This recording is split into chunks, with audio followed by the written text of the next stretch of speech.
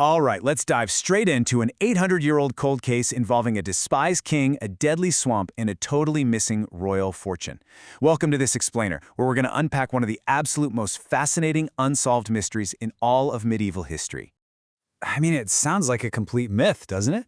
You really have to wonder, how does a king just lose his crown jewels in a swamp? But in October 1216, the ultimate symbol of English royal power vanished into the mud of a treacherous estuary known as the Wash. We're going to explore exactly how that supposedly happened and look at some highly compelling evidence suggesting this story might be far more complicated than a simple tragic accident. And just to put this into perspective, so we know why this matters today, we are not talking about a misplaced bag of coins. We're talking about a massive royal hoard. Based on historical inventories of the gold and silver involved, if this treasure were found today, it would easily be worth tens to hundreds of millions of dollars. It's the kind of legendary loot that has literally obsessed treasure hunters for centuries. Let's set the stage with Section 1, a royal disaster.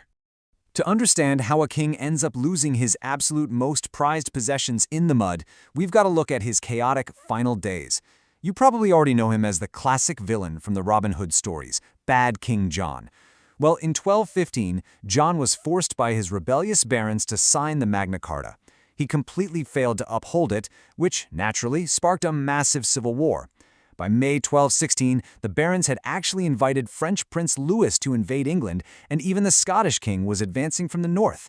So facing enemies on literally all sides, John was desperately racing across the country with his mercenary army and his entire treasury, only to meet complete disaster in the mud on October 12th. And then he dies suddenly from dysentery just days later. Moving right along to Section 2, what was actually lost? So, what exactly was packed into those wagons that supposedly sank into the earth? The recorded inventory, which John requested specifically to fund his wars, was wildly specific and honestly staggering. We're talking about hundreds of gold and silver items. The records show 143 cups, 14 goblets, 52 rings, gold crosses, heavily jeweled clasps. But the absolute kicker? It included irreplaceable royal regalia, like the ceremonial sword of Tristram and the crown of his grandmother, Empress Matilda. These are incredibly significant items that were never, ever seen again in English records after this single event. Which brings us to Section 3, the scene of the crime, the deadly coastline. Now, to grasp the extreme environmental reality of 13th century Lincolnshire, you really have to understand that it looked absolutely nothing like it does today. If you visit the Wash now, you're going to see stabilized, reclaimed land, nice farmlands, some coastal solar developments. But back in the 13th century, an ancient chain of protective offshore barrier islands had recently completely failed because of severe storms. That exposed the coastline to the open North Sea. It turned the Wash into a highly volatile, rapidly eroding tidal lagoon that was just packed with deadly quicksand, bottomless whirlpools, and insanely unpredictable currents. Just to give you an idea of how vicious this water was back then, the Hagneby Abbey Chronicle actually recorded that entire walled towns and stone structures, like the Church of St. Peter of Mablethorpe, were literally swallowed whole by the sea, rent asunder by the waves. This was a completely unforgiving, incredibly dangerous landscape for a heavy, horse-drawn baggage train to try and cross. And as if the quicksand and whirlpools weren't bad enough, modern astronomical analysis has actually revealed that a perfect celestial alignment generated a massive 22-foot wave right when John's baggage train was out there crossing the estuary. The alignment of the sun and moon during a new moon phase created this formidable, catastrophic surge. So, Section 4, an inside job, the plot thickens. Okay, here's where we have to ask, what if the swamp didn't actually take the treasure at all? What if that massive tidal wave was just the absolute perfect alibi? There's this alternate theory that lays out a highly coordinated heist plan, orchestrated by the king's own allies to steal the wealth.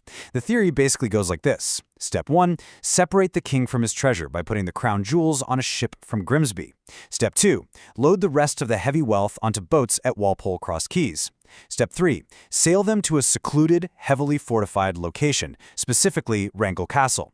And Step 4, use the chaotic tidal surge that had genuinely wiped out parts of the army as the ultimate cover story. Now, you might be thinking that's a wild conspiracy theory, but the evidence for this actually comes directly from King John's own historical patent letters. On October 3rd at Grimsby, Official records show he entrusted goods to a ship captained by a guy named Radolphus Walteri. 8 days later, John was frantically asking where this ship was. Researchers suggest the king's wealth was deliberately split up onto separate boats on different days, with both of them converging on Wrangle Castle Haven, which was the secluded harbor safely hidden away from the main conflict. And this detail right here brilliantly illustrates a huge potential motive. Wrangle Castle wasn't just some random fortress. It was a massive, unusually large Motte and Bailey castle built out on secluded marshland. And guess who owned it? William Marshal, the exact same highly capable baron who magically became regent and took supreme power over England right after King John conveniently died of dysentery a few days later. Marshal desperately needed funds to fight the French and those rebellious barons, and well, John's diverted treasure would have provided exactly that. And honestly, even today, the local landscape might be hiding the truth right in plain sight. The remaining earthworks of Wrangle Castle are locally known as King's Hill, and the marsh right next to it, it's literally called Gold Fen. Local legends in that specific village have long claimed that John's treasure was stashed there. It strongly suggests the loot might have been secretly used to fund the new government, rather than just sinking out in the mud. Which leads us perfectly into Section 5, the modern treasure hunt. So, the real question is whether it sank in a muddy whirlpool in 1216 or was quietly stashed in William Marshall's castle. Where's the physical evidence today? Well, the search has literally never stopped. Archaeologists and treasure hunters are out there right now using cutting-edge tools to track down these lost artifacts. In 2022, an amateur metal detectorist made the news after finding medieval artifacts near Sutton Bridge. And as recently as March 2024, archaeologists have been deploying highly advanced LiDAR technology to map those ancient 13th century marshlands, doing serious excavations near Walpole Marsh right before the land gets covered up by a massive new solar farm development.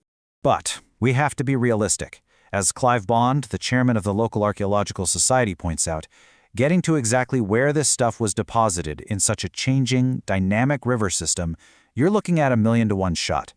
The River Nene was miles wide back then, and over the last 800 years, the whole landscape has totally shifted. It's been drained, it's flooded. Finding the exact drop zone is an incredibly complex geological puzzle.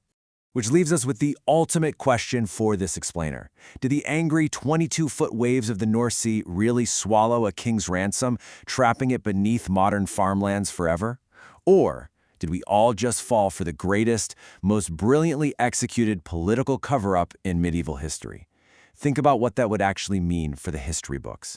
Until a spade strikes gold, the mud of the wash is keeping its secrets. Thanks for joining me today. Keep questioning history, and I'll catch you in the next one.